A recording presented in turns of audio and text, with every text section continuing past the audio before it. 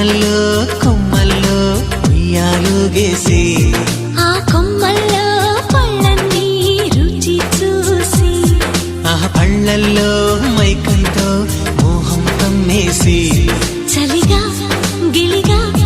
తొలిగా త్వరగా అటుగా ఇటుగా మరి నువ్వే నాకు ముద్దిస్తావని తడివేదాలు ముద్రిస్తావని నమ్మడానికి ఎంత బాగుందో నీకోసం రెక్కల గుర్రం ఎక్కి వస్తానని పగడపు దీవికి నిన్నే నేను తీసుకెళ్తానని